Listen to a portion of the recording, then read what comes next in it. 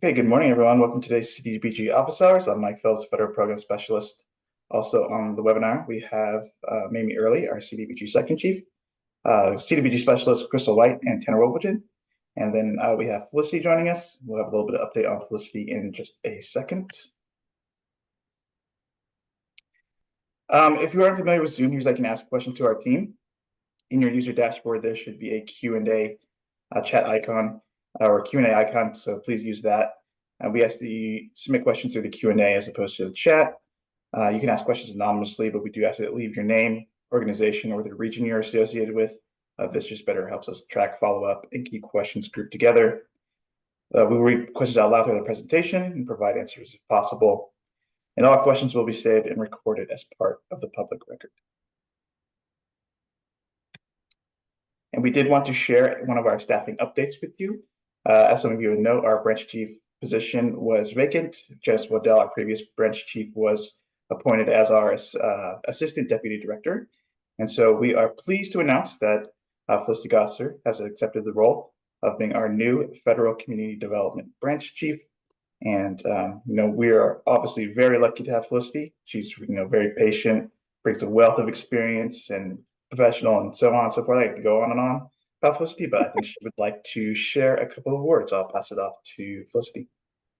Thank you so much, Mike, for all those warm words of congratulations. I'm super excited to be continuing to work with the whole team and with all of our grantees in this new role. And I really hope that in this position, I can elevate both the work of all of you as our grantees and the work of our team, and also your needs and the needs of our team, and just make sure that we keep lifting up what's working and problem solving together. And I am planning to bow out of attending office hours on a weekly basis. I think you're in really great hands with Mamie and her specialists, Tanner and Crystal, and with Mike.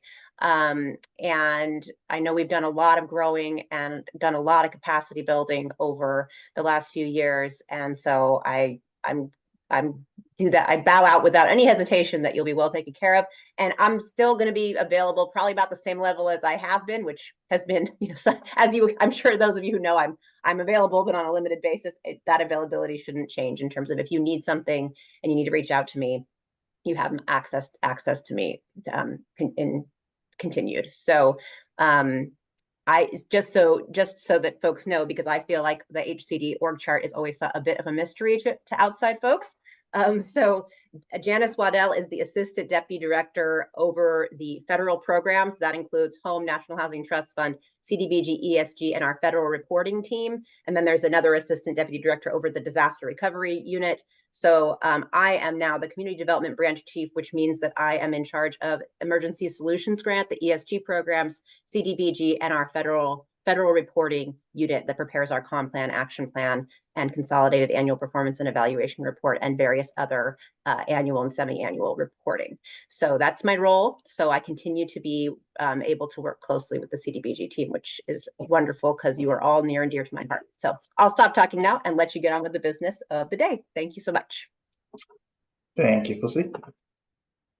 Okay, thank you, Felicity. Okay, I'll go over the CDBG program updates with you.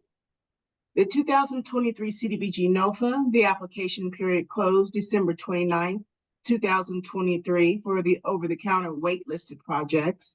We received 7 applications and conditionally awarded 6 applications.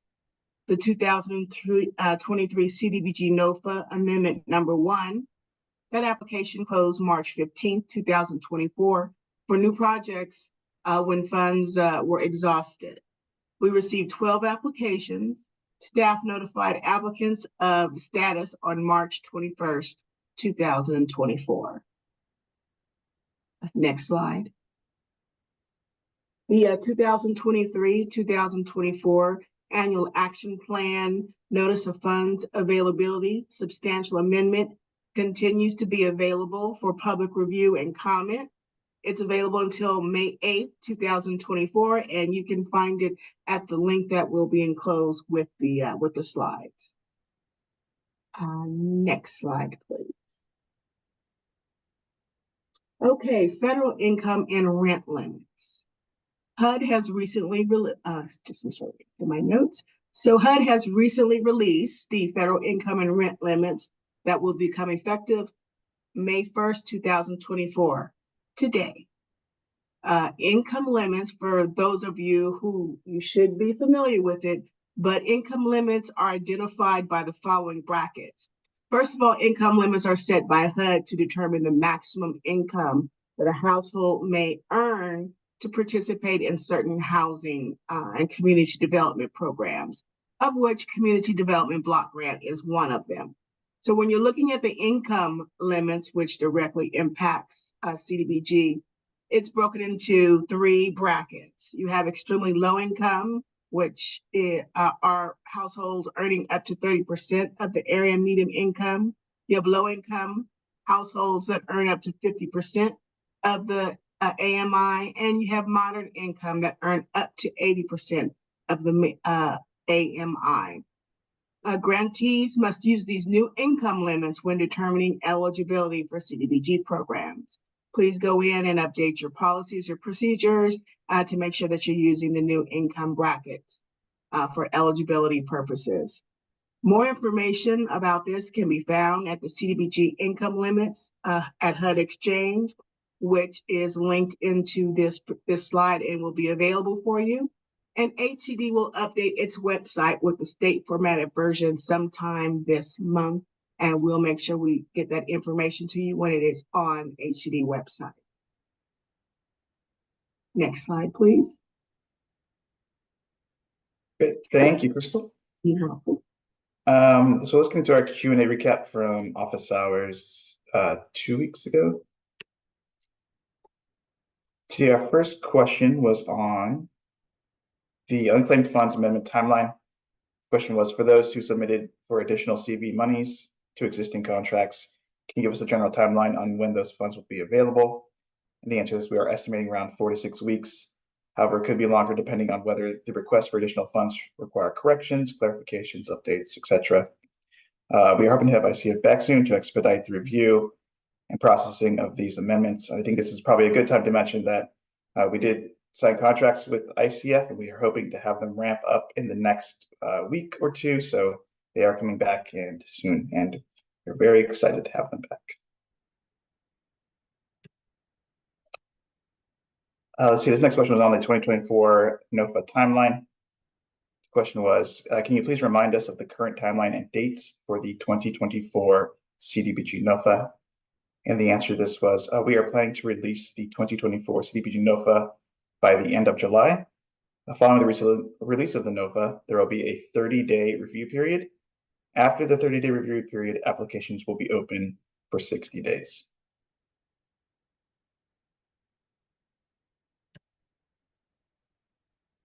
And we did have a question on the moderate income definition. And the question was, has there been a change to how moderate income has been defined according to CDBG in recent years? In the past, it was 51 to 80% of the AMI, and now it appears to be up to 120%. And the answer to this was, we kind of went over that on the previous slide, but the 120% AMI may be referring to some state programs.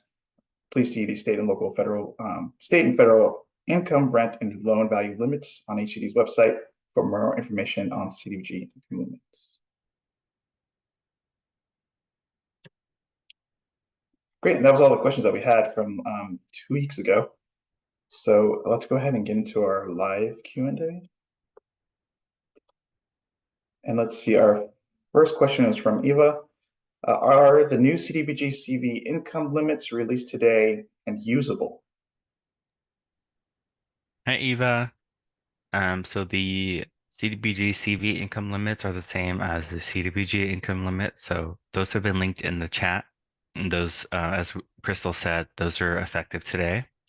And the state will be, or HCD will be publishing a formatted version of those income limits either this month or the next.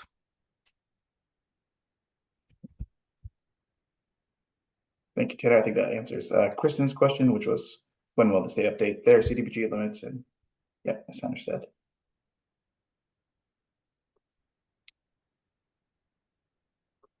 Let's see.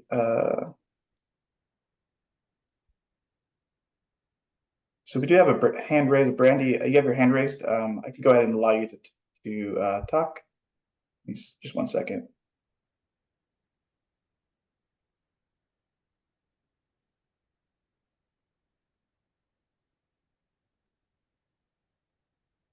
You can go ahead and try now, Brandy. Can you hear us?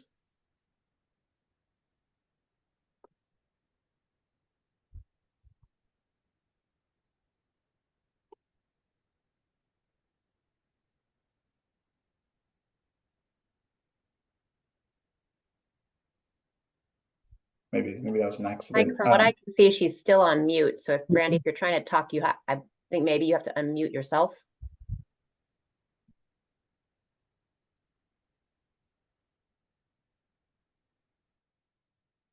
Or typing in the chat in the Q&A. Let's see. We did have a question come in from Jody. Do you have a list of the municipalities eligible for state CDBG? I think I can answer this. I believe we do have a list, but in general, to answer your question, if the municipality is not part of an urban county or is not an entitlement jurisdiction under HUD, then they would be eligible for state CDBG. I don't know if anyone's aware of a specific list on the panel. All right. I can answer the questions a bit more. The best way to find out is to tell us what municipality you're talking about, and we can identify it. Every 3 years, jurisdictions can opt in or opt out of participating in urban counties, which are the sort of combinations of counties and cities that together can pool their populations to be eligible for a direct entitlement of CDBG funds from HUD.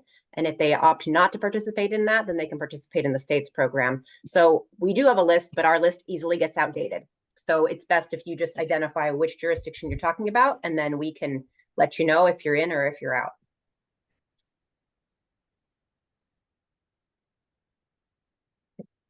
And we'd simply do that by doing what Tanner said. We'd look online to see if that jurisdiction is a member of an urban county in whatever area you're in. So you could do that research yourself, but it can be a little tricky if you don't know what terms and which spots to look at. So we're happy to do that research for you. It only takes a few minutes. Thank you, Felicity. And then let's see. Question from Anonymous. What is the timeline for award notifications, standard agreement execution for the 2023 CDBG NOFA Amendment number 1?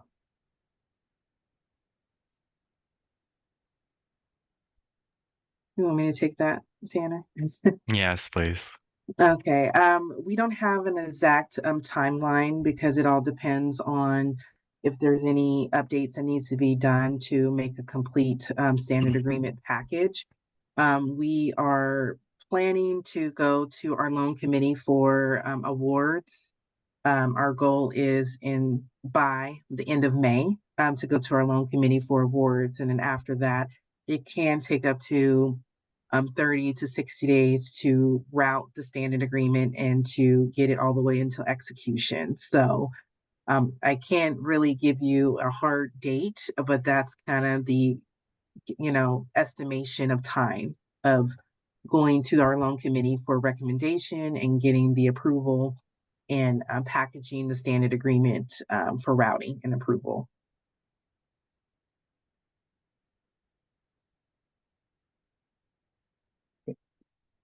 Thank you, Mimi.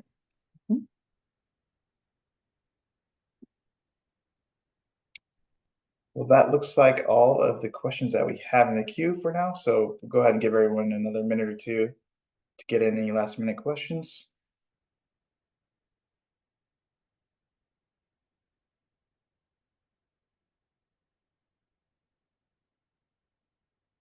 Let's see, we got a question from Jennifer. So for the 2024 NOFA, can you apply for duplicate activities? For example, 2 different types of feasibility studies, 1 public facility projects and 1 for economic development programming projects.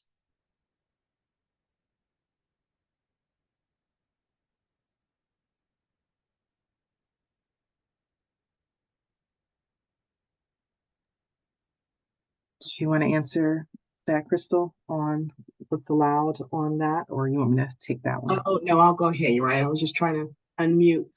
You will maximally be able to apply for three applications you'll be able to submit.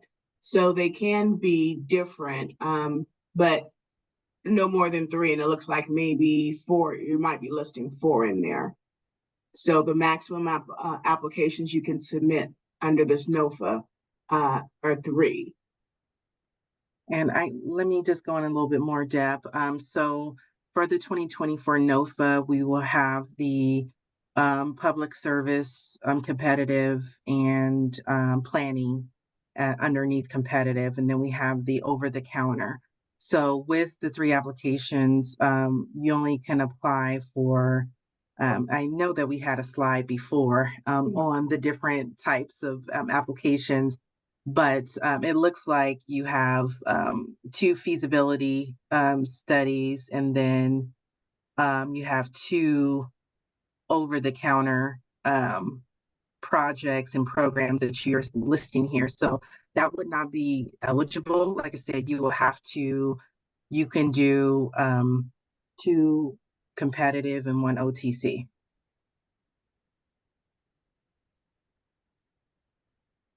So you can do one feasibility in a public service, and then you can do one project or program underneath the over-the-counter.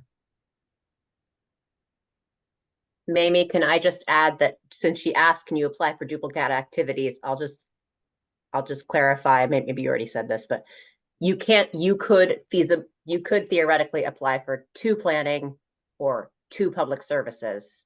Right. But you have to choose one OTC. So it's either one public facility or one economic development program or one housing program. That's what can't be, you can't have duplicate activities there. But you can do two planning activities. Mm-hmm. Or two public services. Thank you, Felicity. Yep, thank you. We did get a question in the chat from William. So let's see, for CV grants, we used to have regular meetings with HCD, ICF. With the ICF contract changing, there's currently not any meetings for CV grants with HCD reps. Anyway, we can get connected for monthly or bi-weekly meetings with HCD reps for our CV grants. I have two remaining CDBG CV grants that end later this year. Yeah, William, the ICF contract is going to be ramping up again in the next couple of weeks. So they will be resuming those meetings with all of their CV grantees and really providing that support again. So yeah, so apologies for the kind of lapse there, but they will be starting up again very soon.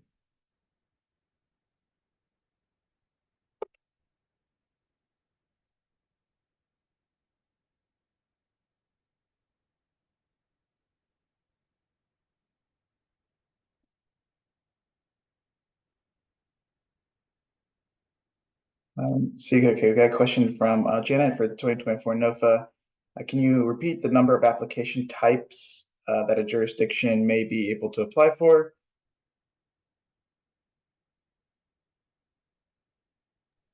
I think I was provided a neat summary. So there are a few possible combinations. A jurisdiction can apply for up to 3 applications. One can be for the first scenario, and this is maximizing that application limit. You could apply for one OTC project, one OTC program, and one competitive application. And the competitive applications are or will be public services and planning. Second scenario is you could do one OTC project and 2 competitive.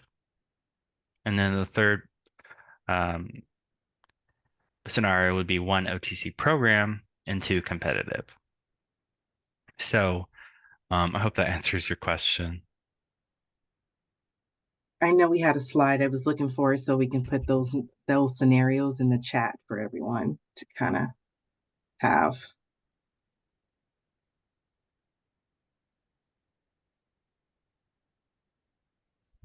Great, thank you, Tanner. Let's see, your next question is from, let's see. Next question is from Paul. So any updates shared on the awards and contracts for 2023, 2024 no fuss. And I can recap really quickly what Amy said earlier is that we're hoping to go to our loan committee, internal loan committee by the end of May, and then hoping to get out standard agreements within 30 to 60 days, kind of depending on contract or how busy your contracts are. Is that correct, Amy? Yeah. Okay. Yes, thank you. Mhm. Let's see. Our next question is from Jody. So have state CDBG eligibility guidelines been updated to reflect HUD's notice CPD 2310, use of CDBG funds in support of housing?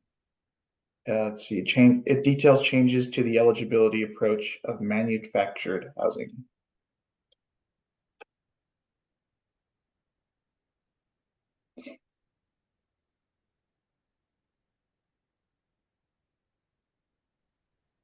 Might have to Google what you're referring to. Yeah, let me see here. Oh, so this affirms that manufactured housing, and this is from what I remember, it was released back in October. Manufactured housing is eligible for CDBG funds as long as it's part of the permanent housing stock of a jurisdiction.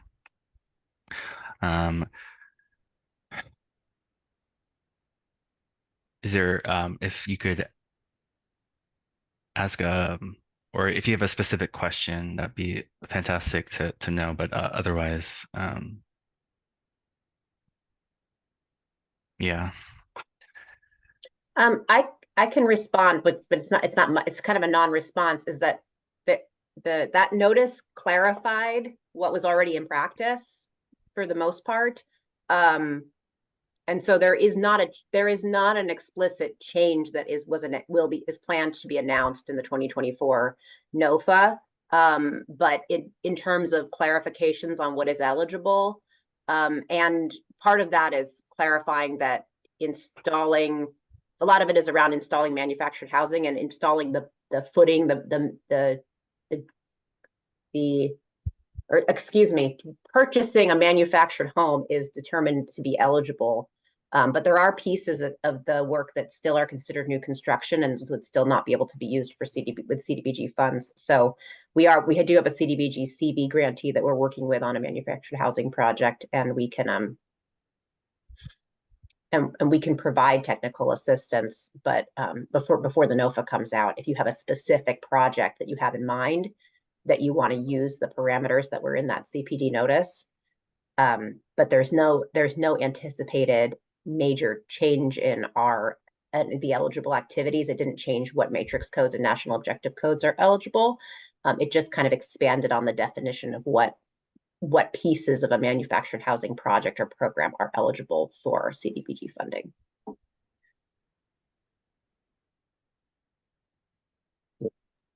It also describes, it's the one thing that we will not be doing in the 2024. Sorry, I'm thinking of things on the fly. The one thing that it did describe as being eligible for CDBG funding that we will not be including is use of CDBG funding for manufactured housing construction, facilities that build manufactured housing as an economic development activity.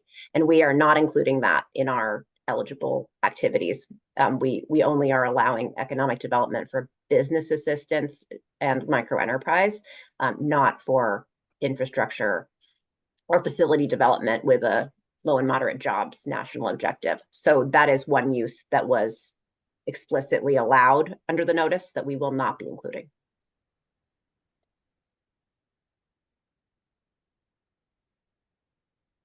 Thank you, Felicity. Let's see. We don't have any more questions in chat. Jeff does have his hand raised, so let's try this again. Let me see if I can. Jeff, are you able to unmute and talk?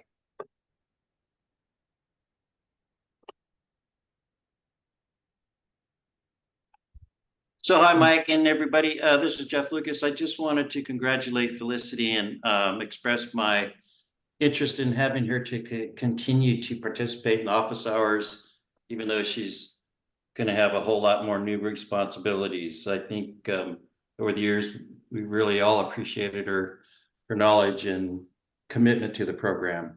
So I just wanted to say that. Thank you. Thanks for those kind words, Jeff. I think that the team is in good hands with everybody who's here, and I do continue to be a subject matter expert. So everybody still has access to any, to information, and if as needed, they'll pull me in. So I'll continue to be available and still part of the team. Great, thank you. Thank you. Yeah, thank you, Jeff. Looks like Tanner just posted in the chat the program 2024 programs or applications that you discussed earlier. Yeah, very delayed response there. Yeah, so those are the possible combinations. So I got a question for Paul. Just to recap, Paul, Felicity recently accepted the position of branch chief over the Federal Community Development Branch. So we were just kind of giving everyone a staffing update and to let them know that she probably won't be attending office hours, except on maybe special occasions or popping in here and there, but her plate will be quite full. So we should provide that update at the beginning of office hours.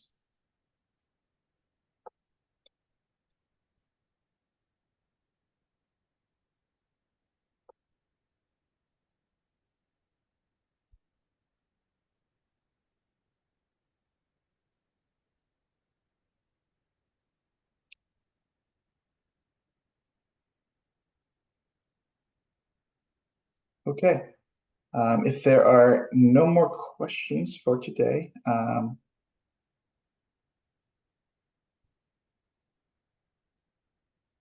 it looks like we got a question in the chat from Angel. Felicity, can you please repeat your statement? I just want to confirm that in the NOFA that will be released in July, we can still apply. Sorry, the chat's moving. We still apply for the business assistance loan programs, correct?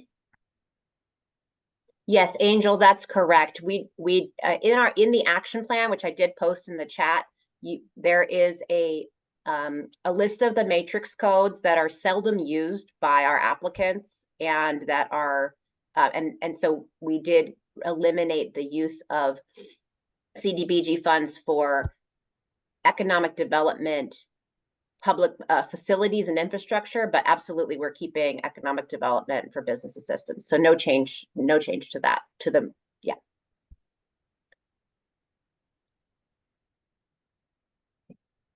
Thank you, Felicity.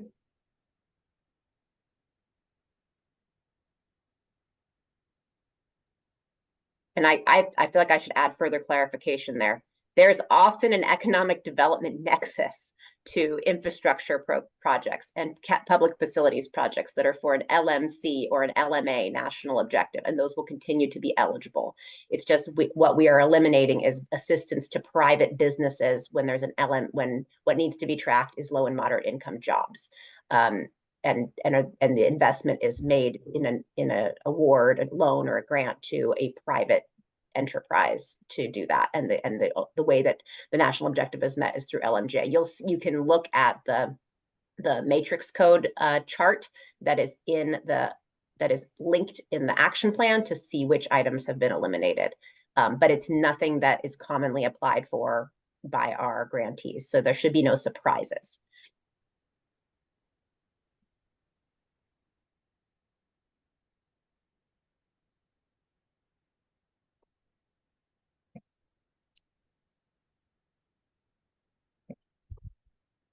Okay, thank you, Felicity. And I think that's all the questions that we have for today. So we'll go ahead and close out office hours for today. Thanks to everyone for your attendance, questions and comments. Really appreciate your engagement. And have a great rest of your day, great rest of your week. We'll see you back in 2 weeks on 15th. Thank you. Thank you, Thanks, everyone. everyone. Have a good day.